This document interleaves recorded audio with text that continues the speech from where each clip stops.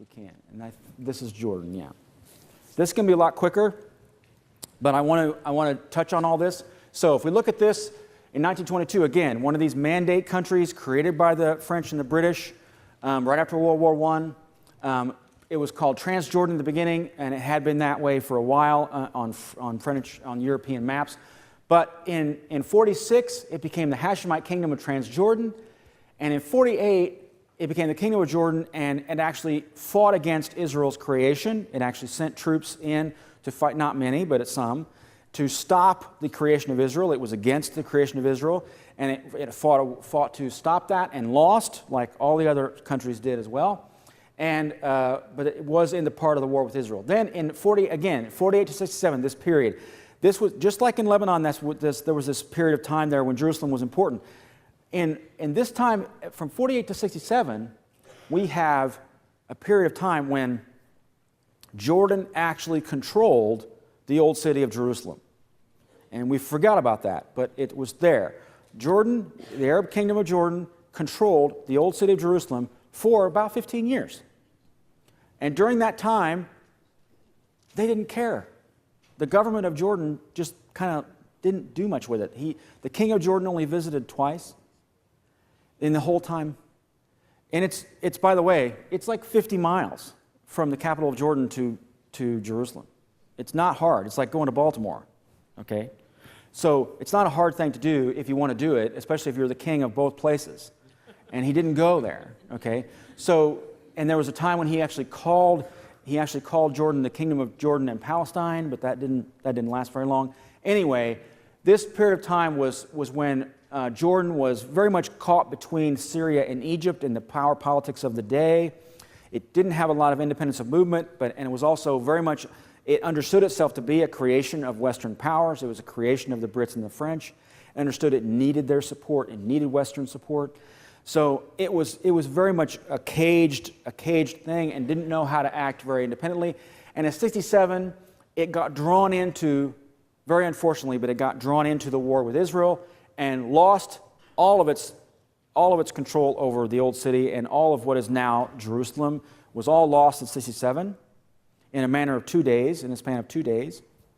The whole war was 6 days, but in 2 days they had basically taken Jerusalem away from the Jordanians. And that was a major loss of prestige for Jordan, a major embarrassment for the king of Jordan. But at that time, there's lots of down in the weeds history we could go into. He had a relationship with the leaders of Israel. They were talking back and forth. There was miscommunication. There was problems. There was lots of things that go on. It was a war, okay? Things could have been avoided. There was even a debate about if Israel even wanted to take the old city. They were debating about it. They didn't know if they wanted that responsibility. So there was a lot of give and take at the time. But as the smoke cleared, Israel controlled all that territory, and Jordan had been pushed out of that. So we'll do questions at the end, okay? Just remember it. So then we had the war with Israel. In 73, we had another war where this was a war that was started by Egypt as kind of a way to force Israel to the negotiating table. They were willing to launch this war. They actually did tremendous damage to Israel. Israel was caught completely off guard by this in 73. And actually, the Egyptian troops pushed very far, and we'll talk about this more, but they pushed far into Israel and then were pushed back out eventually. Interestingly, the tank commander who led that counter-assault into the Sinai that actually broke the Egyptian army was a man named Ariel Sharon, who has just passed away today, as you probably heard on the news. So it's quite profound that the role he played in his people's history, and he was instrumental in 73 of retaking and sort of pushing back into and sort of reestablishing the front lines again, and actually really saving. And the United States actually resupplied Israel at that time in 73. We helped Israel a tremendous amount at that time, but at the same time, Israel did it too. Israel fought back and was able to rebound from the first few days and recover and push the enemy back, to the point that the Egyptian army was really in danger of being destroyed. And the United States basically had to say, no, you can't do that, and pull back. So everyone kind of pulled back. But after that time, after the 73 war, Israel controlled that part of Egypt. We'll get into that, though, when we talk about Egypt. I want to go to Jordan. So go to Jordan. Next. So in 1994, one thing I do want to mention here, the King Hussein, the same king who was part of all the 6-7 thing, he eventually made peace with Israel, actually signed a peace treaty with Israel. He was the second Arab ruler to do that after Egypt. Again, we'll talk about Egypt next, or after this, but he did sign a peace treaty, and that peace treaty still stands. And I will say, from 1994 on, this was a true peace treaty, written down peace treaty, signed, and from that period, Israel and Jordan have been very, very, very strategically important allies. Not a lot of this is public because it's hard to be public about that relationship, but it's a very strong relationship. Even today, it's probably the most important strategic relationship Israel has in the region. The Jordanian special forces are the best in the area, and they are taxed by what's happening. They have a massive humanitarian crisis on their hands. They too are under siege from the Syrian refugees. They too have poor camp security. They don't know what to do with all these people. They actually have camps, and they actually have 2 major camps that are well overflow.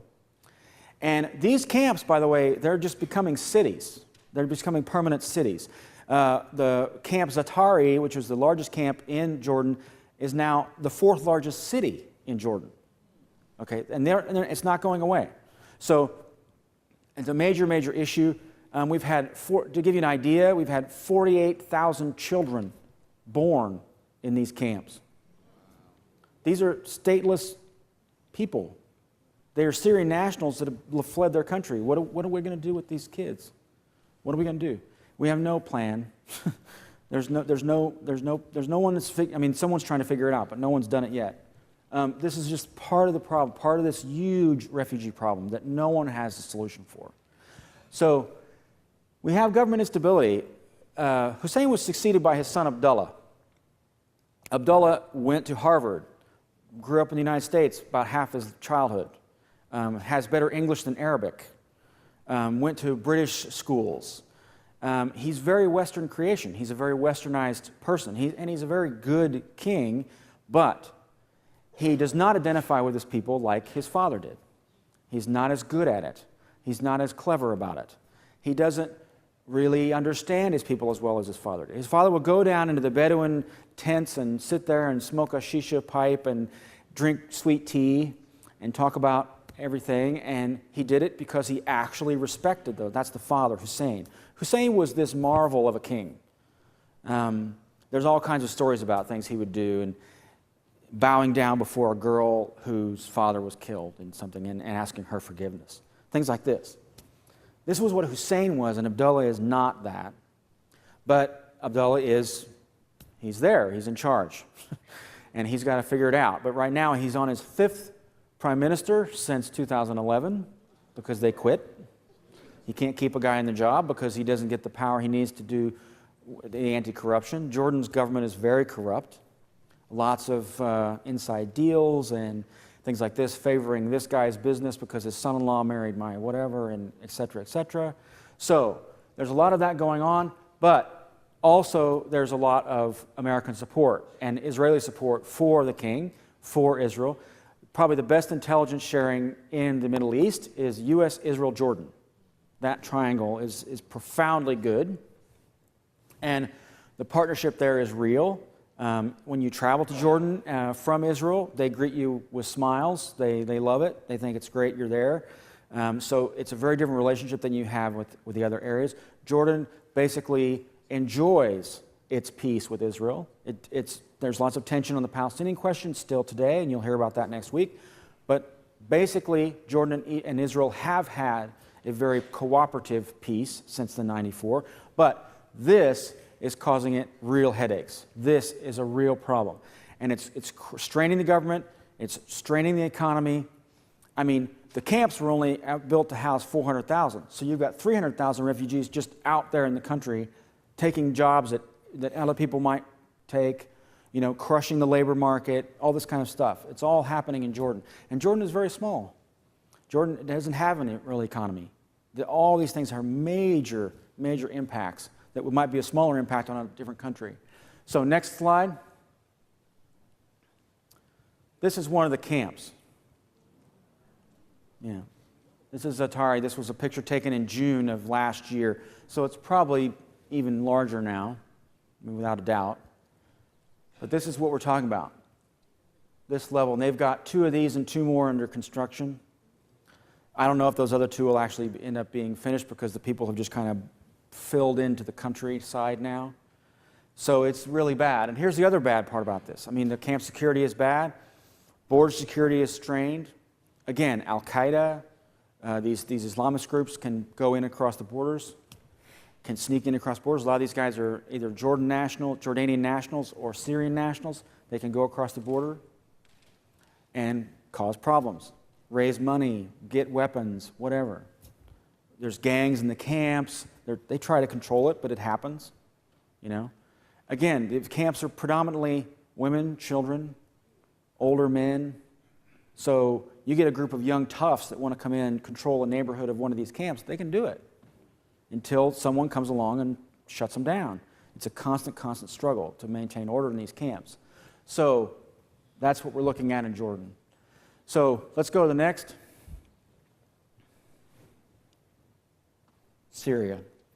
Now, this will take a little longer. But before I go to this, is there any questions on Jordan specifically before we go? Yeah, go ahead.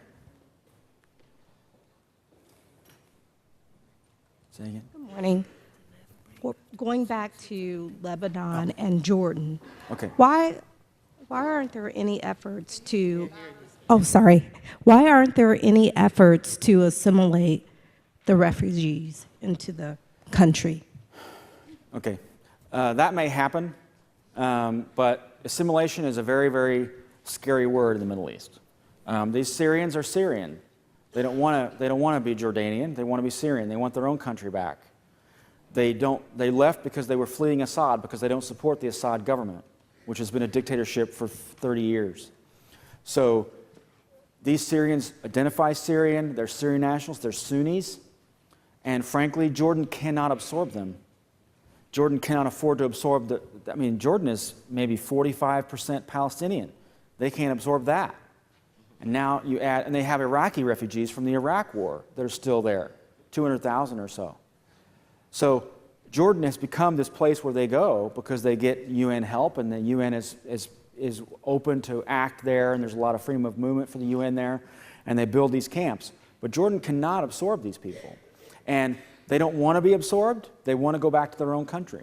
Now, 5 years from now, both those situations may be different. Jordan may have realized these people are not leaving. We have to assimilate them. The Syrians may realize we're not going back. Our country has been destroyed. We're going to stay in Jordan. And that assimilation process will begin. But when that threshold is reached is going to be different for every Syrian. Yeah. Go ahead. Excuse me. Yes, I'm David Luskin again. I was surprised by your characterization of the attitude of the Jordanians towards the Israelis as being one of warmth and goodwill, greeting them with smiles. I would say more, I wouldn't say goodwill, I would say it's been mutually beneficial, and they both realize it. I would say the Israelis realize it even more. Would it be fair to say there's actually a fair amount of ill will? I mean, I remember that sometime, I think it was in the 90s, there was some terrorist attack on a group of Israeli schoolgirls who were visiting Jordan, in which several of them were killed, and the act was actually applauded by some members of the Jordanian parliament. Right. But that happens in every Arab state, and I will tell you that the king went and met with the families of those girls, the king of Jordan, and apologized to them on his knees.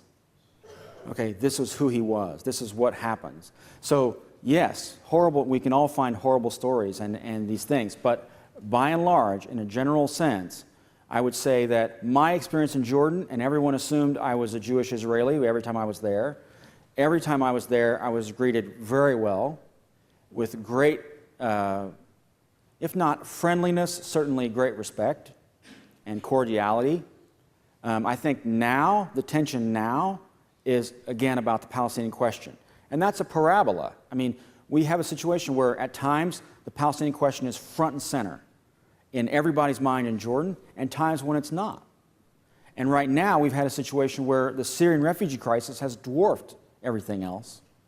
And so Jordanian-Israeli cooperation on security is better than it's ever been, I would say. So it fluctuates. There are definitely those moments. Yeah, yeah. Can you talk a little about how the Israelis, that war machine in '67, how did that come about without the surrounding governments realizing that this was being built? Well, I don't know how it was being built. I mean, the Israelis were, from the creation of the state in '48, the Israelis were working extremely hard to develop their defense system, to develop their air force, to develop everything. It was probably the most important thing that Israel had on its mind. It did not have a mindset of ever taking more territory. It had a mindset of its territory would be taken from it. Israel went from the '48 to '67 period in a state of constant fear of being invaded.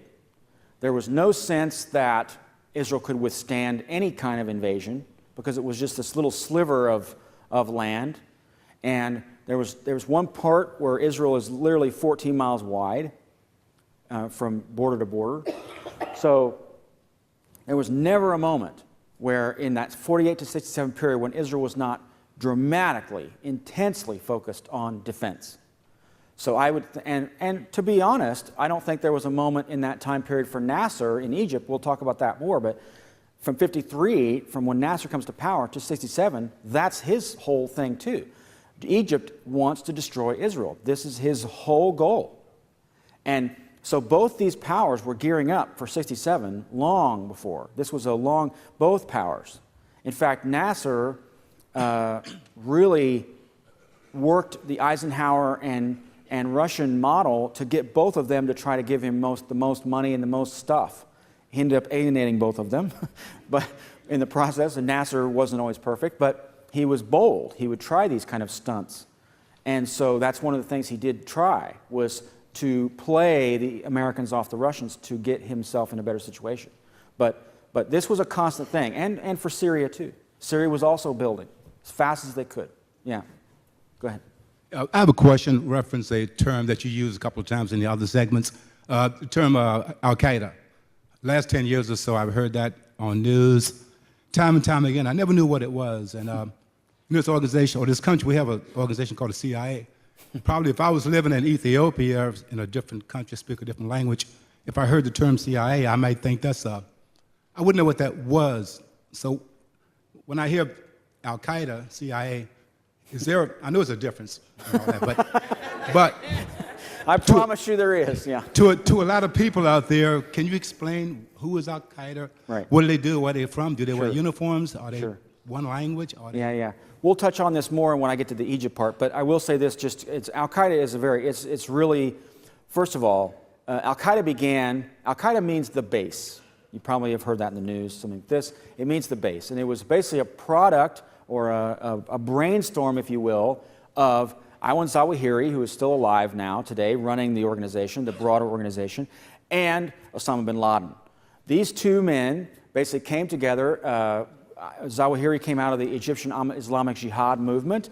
Osama bin Laden came out of Saudi and the Wahhabist, the very, very, very extreme Wahhabism. So these two came together with this idea of if we create a base in each of these places, it's basically a franchise system. The idea was that that Al-Qaeda would become a franchise system in all the countries of the world. There would be an Al-Qaeda here, an Al-Qaeda there, Al-Qaeda there. And ideally, in Zawahiri's thinking, these would be organic. They would come from within that country. They would not be something that we would transplant there, but we would locate right-thinking believers, if you will. I'm sorry to say that in a church. But, these types of people, adherents to our thinking, and they would join up in these enclaves around.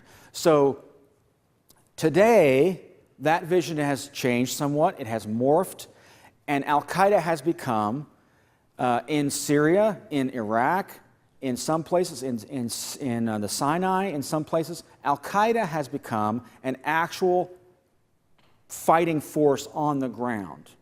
Not a mere terrorist cell, okay, but an actual sort of proto-army no, I'm trying to avoid saying the word army, but in many ways it is an army. It's battalions, it's small pieces of an army, but it has become that. In Fallujah, we see again that Fallujah is now under the heel of an Al-Qaeda affiliate known as ISIS, which is just the Islamic State in Iraq and Al-Sham being the Levant, Syria, etc. So ISIS, this new kind of thing, is a branch of Al-Qaeda directly established by Zawahiri. Okay, let there be no mistake, this is directly from the parent organization of Al-Qaeda to ISIS. Another organization that came out of ISIS, so one step removed, was this al-Nusra I mentioned earlier. Al-Nusra now operates as a branch of Al-Qaeda, but independently of ISIS. It now answers directly to Zawahiri. So this thing is moving, it's morphing. It's a movement within certain areas.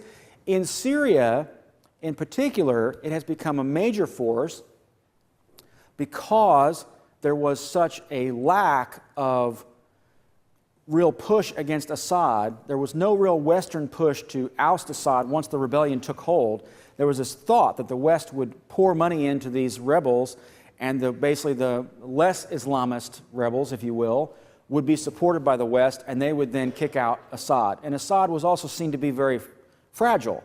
It was thought that his regime was very fragile. Now, both of those things turned out to be wrong. That he's been more resilient, he's had full backing from, and we're going to get into Syria here in a minute, but he's had full backing from Iran. So because of that, many Sunnis that were under the boot of this major attack by the regime on Syrian Sunnis who decided they would have to fight, many of them turned to Al-Qaeda for that support. Now, I will say, as we'll get into this more in Syria, that also is changing. Okay, so there's trends after trends after trends. But the Al-Qaeda trend, which he brought up today, the Al-Qaeda trend is very much now about taking real territory in these areas. They're not so, Al-Qaeda in Iraq has not attacked anything outside of Iraq. Al-Qaeda in Syria has only attacked things in Syria. Al-Qaeda in Lebanon has only attacked things in Lebanon. Okay, so maybe that's a return. I don't know. I haven't met with Zawahiri lately. So maybe that's something he's decided to do. Maybe that's an orchestration that he has chosen. Maybe it's just organic. Maybe it's just because that's the situation on the ground. I don't know.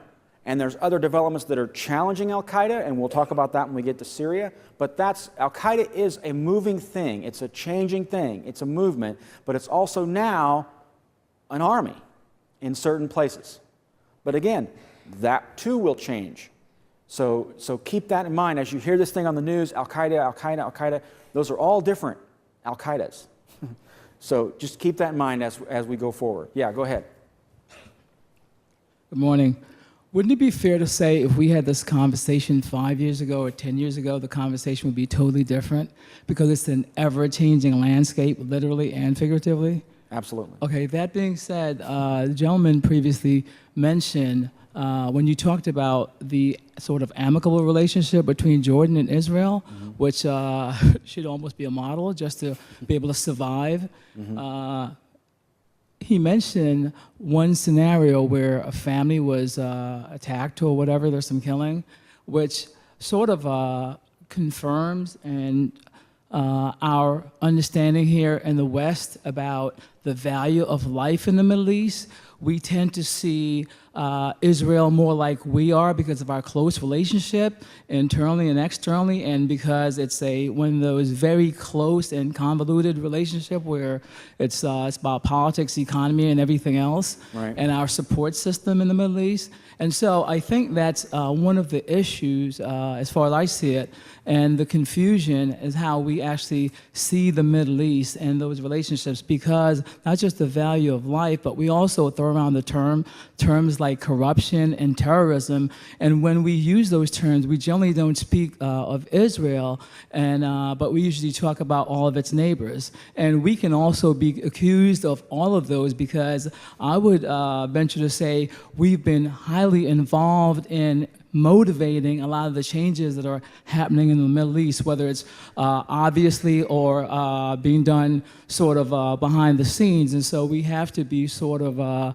try not to be so judgmental and realize what's actually happening. And it's a lot of these countries, whether it's Jordan or wherever, where the landscape within that particular country changes so drastically year by year, but because of the power change and the struggles and our influence, and also those refugees. Just imagine if let's use a scenario where you have a household where you're making $50,000 here in the United States, you have a family of 4, now you have 10 other family members, maybe not even family members, but visitors coming in, you don't have the capacity to support those folks. Right. And so it's going to be tension, that's just obvious. Right. Forget about the whole political and the religious stuff, just the fact that you can't sustain that because you don't have the infrastructure. So they're so complicated, and I want us to try to be as objective as possible and not just look at Israel as the nice guys or whatever, because they're also involved in a lot of things that can be considered terrorism and corruption. So we need to be as factual and objective as possible, and we actually try to understand this tension that's going to be forever going. Yeah, well, thank you. I agree. Thank you. Go ahead. Okay. My name is Marian Sherrod. And the thing that stuck with me in all of this is these camps that have all these children, from children that can be promise or peril. Right. I'm wondering, how is this all playing out with these children that may not be educated, may not be guided? If you have one person running from a country to Jordan or Lebanon with 20 children, and this is maybe a middle-aged woman, right? And you have all these, eventually they're going to become adolescents and teens, and how is that playing out? How is that? Is that what we're seeing, the rebellion that's going on throughout the country because these children are coming of age? Yeah, well, the children are not of age yet. I mean, we're talking about children who fled the country in 2011, 2012, 2013. So the children of the Syrian Revolution or the Syrian Civil War, these children of the refugees, these are still children. They're still children, they're still vulnerable, they're still abused, they're still exploited, and it's happening on a massive scale.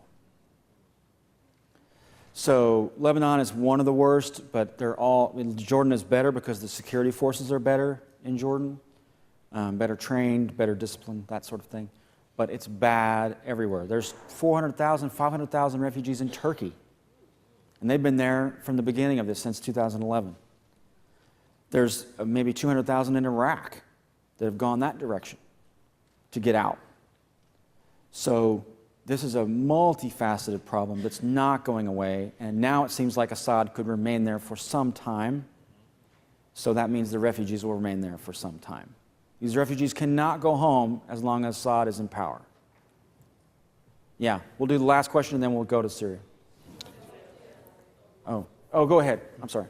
Hi, good morning. My name is Barbarella Brown, and I actually have 2 questions, one relating to children. With regards to them being exploited, are they typically at risk for being recruited by Al-Qaeda and other terrorist groups? And then my second question would be, do you consider Al-Qaeda to be fundamentalists in terms of their practice or core beliefs? Right. So I would say yes on both counts. Yes, these children are vulnerable to be recruited by Al-Qaeda or any other organization.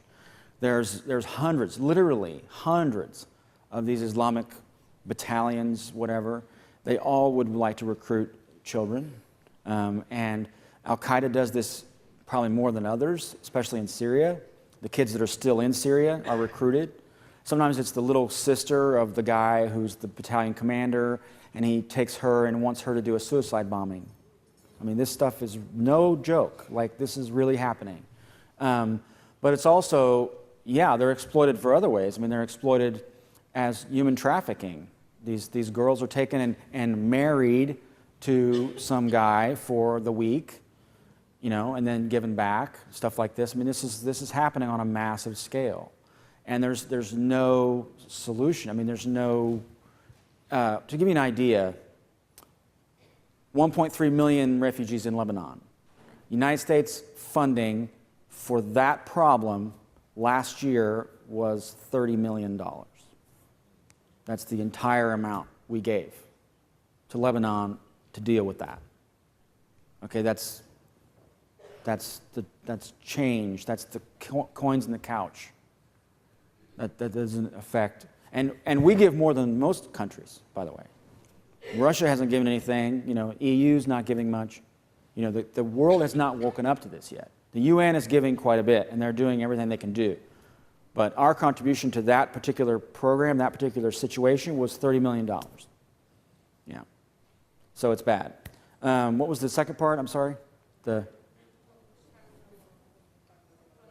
Al-Qaeda is definitely, in fact, Al-Qaeda is extremist. Okay, Al-Qaeda is the end of the line. I mean, there's lots, we'll talk more about this in the Egypt thing, but you can be lots of different kinds of Islam, okay? And within Islam, there are schools of thought, and different schools of thought take you different ways, okay? Just like in Christianity. I mean, this happens, okay? It's all these denominations, okay? Well, there's lots of that in Islam, too. And one particular strain of that is a Wahhabi strain. It's named after the man who started it. And Al-Qutb was the main writer of that school. And that school is dominant in Saudi Arabia and other places. And it was definitely a dominant teaching for Osama bin Laden and Zawahiri. And if you take Wahhabism to its end, you become jihadi. You become violence is the answer, and violence must be perpetrated against the West because they have corrupted Islam. And so they must be. But we'll get more into that later. So, yeah. One more question. Okay, one more. This is it. Then we gotta take a break. Notwithstanding the horror of what's happening in the Middle East, what is education and business doing, given that in this country, not necessarily a parallel, but because business and education can help to solve problems in the American model, the European model, the institutions of education and business paralleling, attempting to do something about what's happening in the Middle East, is that a non-entity at all? You mean from Middle Eastern businesses and yes. that? Okay. Yeah. The main issue... I'm sorry, my name is Aubrey Jones, sorry. Okay. The main issue with businesses and education systems in the Middle East right now is in the war areas where, basically, I'll back up a second. To do education and to do business, you have to have security. You have to have the rule of law. You have to have, and even if you don't have the rule of law, you have to have some kind of police, security, stability in the streets to do business or to have kids go to school. This is a fundamental requirement of the situation. We have neither in these areas, in a lot of these areas. Okay. In the areas where the violence is the worst, there is no business and there is no education. As you reduce the violence, you can increase both of those other things. But the violence must diminish before you can do anything. And amazingly, if you reduce the violence, the next day somebody opens a business and the kids get sent to school. It can happen that fast, but the violence has to stop. So we'll take a break. We'll come back, do Syria.